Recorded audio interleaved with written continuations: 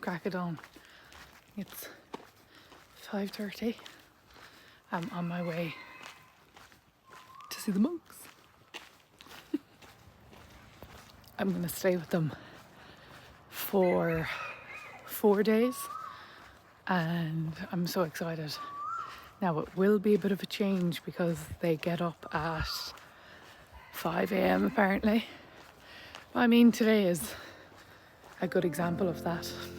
I managed to get out of the bed, getting stuff out. So yeah, so excited.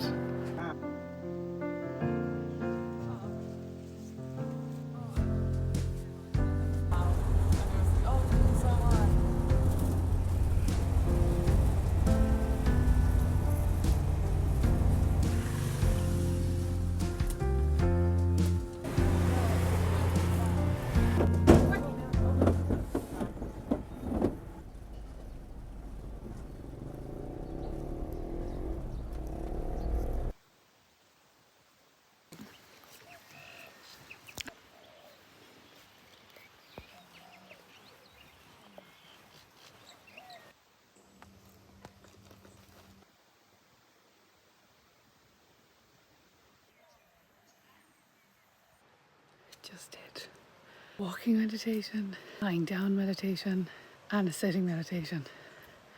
So I think it was like 3 hours in total. So nice. This place is so peaceful. I also have books. So I'm gonna go read my book for a few hours.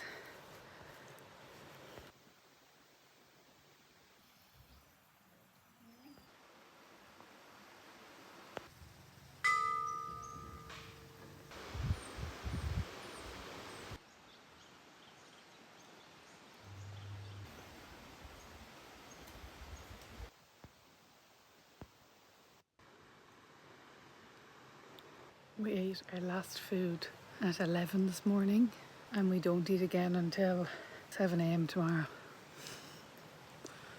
I'm looking forward to the challenge.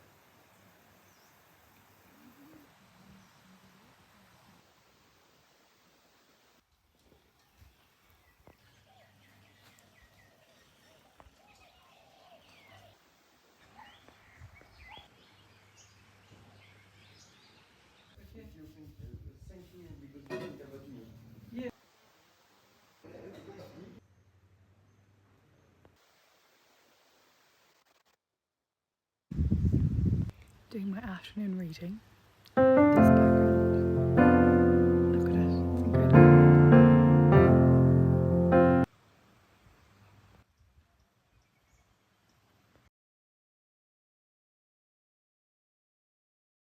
I like it because it's challenging and I'm learning a lot of different types of meditation. I'm learning why we meditate and the kind of history of Buddhism.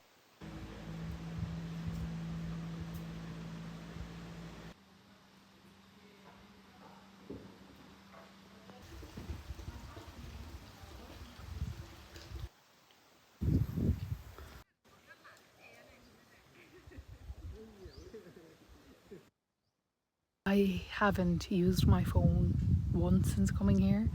I literally just get it out to take a picture or a video and that's it. I have it on airplane mode.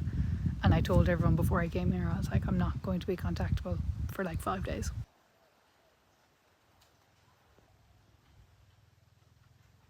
Finding a quiet spot was easy here, but finding a quiet spot where no people were around wasn't so easy.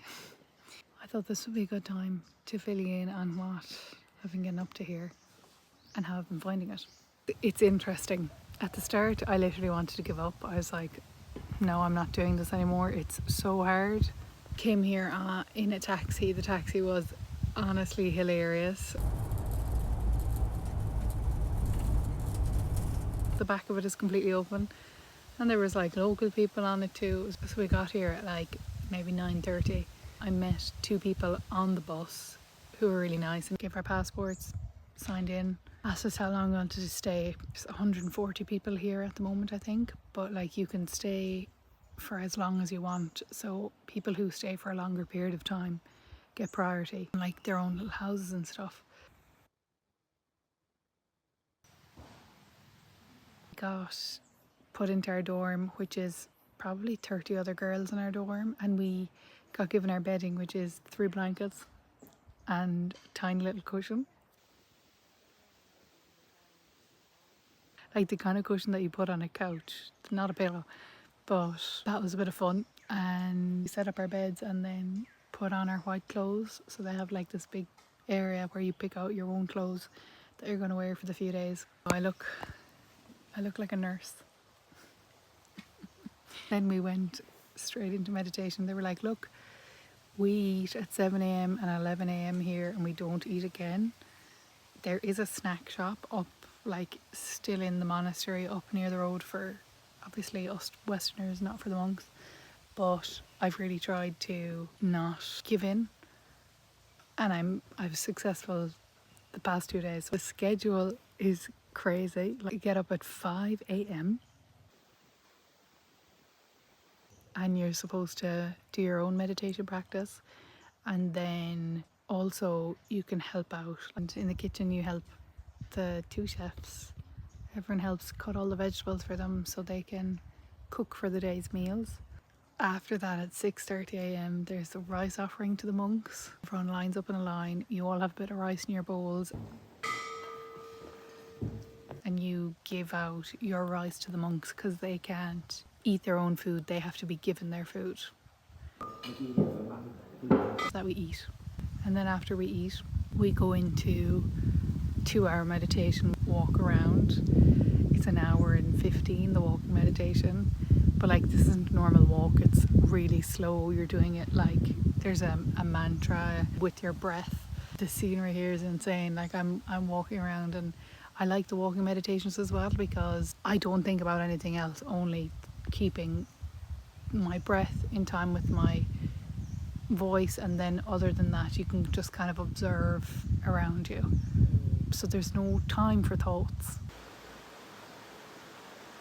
After that, we come back to the main hall and do a sitting meditation for 45 minutes, and then a lying down meditation for 25 minutes. So it's like 2 and a bit hours just spent on meditating alone. And that's just the morning. And then we have another rice offering for the monks. And then we eat our breakfast at 11 a.m. Sorry, I say our breakfast, we eat our lunch because we've already eaten our breakfast at 11 a.m. And then that's the last bit of food. And the food that they serve, all vegetarian dishes, veggie curries, vegetable stew is what I would say. You'd be craving an old steak in here now. After that, we have an hour to ourselves where we can read. And then it's round 2, hour and a half walking meditation. I try and do everything barefoot, and a lot of people do as well because it's good for grounding. And do the sitting meditation and the lying meditation. The sitting meditation for me is probably the most difficult because my legs aren't used to sitting cross-legged for like an hour straight, so I end up getting pins and needles after a certain point. 4 o'clock we spend an hour doing mindful meditation, so we do any of the jobs that are needed around the grounds. And then it's the evening meditations. Then at 8 o'clock we can do whatever we want. I'm so exhausted that I just end up going for a shower and going straight to sleep, waking up then at 5 a.m. the following day. And also, like, I'm going to sleep really early because I need my sleep. So if I'm getting up at 5, best believe I need to be going to bed at 8. That's the fun. I've got to go and do some gardening. They just live a very calm, relaxed, chill life, and the monks are lovely. We don't have much interactions with them though. I thought we'd have more interactions with them. We have a little chat and then some of them do guided meditations with us. We do have like a question and answer session with the monk at one stage as well. I'm actually just going to leave it at that because I've got to go gardening, guys.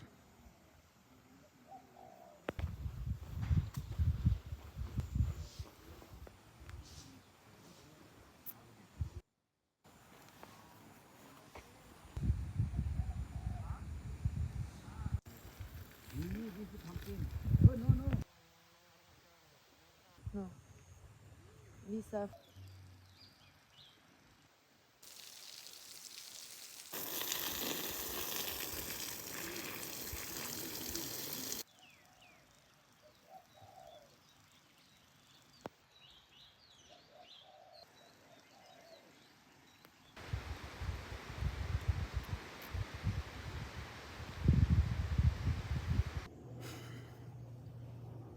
Like, what am I doing here? This is too funny.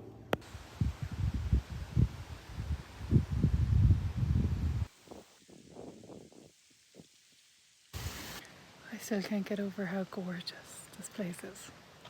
It's stunning.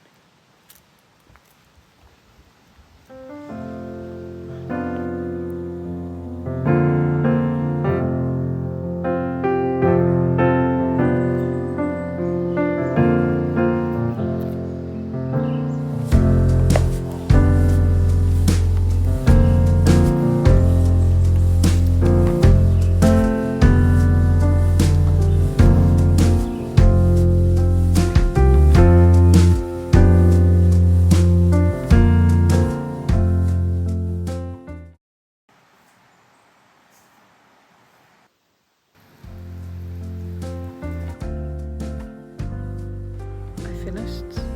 We get a little medallion.